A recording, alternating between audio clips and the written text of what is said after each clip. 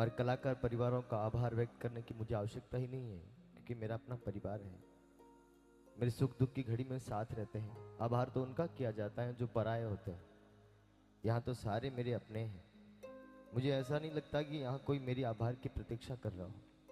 मैं आप सभी को, फिर भी आपको सभी को चरण वंदन करता हूँ।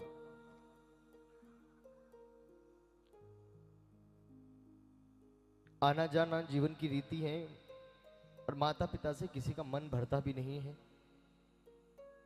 पर जो शाश्वत सत्य है उसको मानना पड़ता है, और हम सब स्वीकार करके उसको बैठे हैं। पर मेरे जीवन का सत्य बता दूं, मैं इनका पुत्र भले ही था, पर जीवन में मुझे याद है, मेरी उम्र 29 वर्ष हो गई है, और 25 वर्ष की ये लंबा जो सफर है ये मुझे पूरा याद है पिता की गोद में।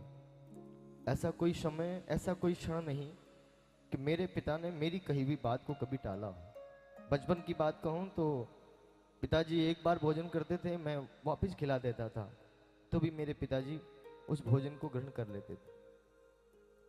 मेरे जीवन में मुझे कभी याद नहीं कि मेरे पिताजी ने मुझे कोई आदेश दिया हो, मुझे कोई कहा हो, कभी आंख फाड़ कर भी, भले ही मैं गलत हो सही हूं, मुझे ठेस पहुंचे या मैं रोऊं या मेरे को तकलीफ हो, ऐसा मेरे पिता ने मेरे जीवन में कभी नहीं किया।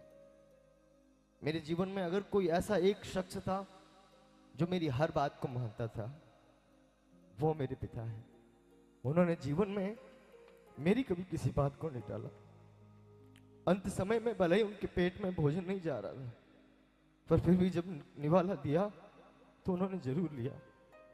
आज मुझे नहीं पता मैं उनको कितना सुख दे पाया, पर आज उनके मरण उपरांत उनकी टांग रात में भगवान से यही प्रार्थना करता हूँ, भगवान मेरे पिता को इतना सुंदर स्थान देना, क्योंकि मुझे नहीं लगता कि मेरे पिता ने कभी कोई पाप किया हो। मैंने मेरे पिता के मुंह से कभी किसी का अपमान नहीं सुना।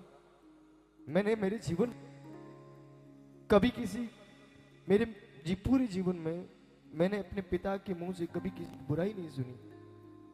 किसी बच्चे के ऊपर हाथ उठाते हुए नहीं देखा। बुराई करना तो पिताजी कहीं बुराई होती थी वहां बैठते भी नहीं थे। मैं भगवान से ये प्रार्थना करता हूँ, मेरे इतने बीमार थे,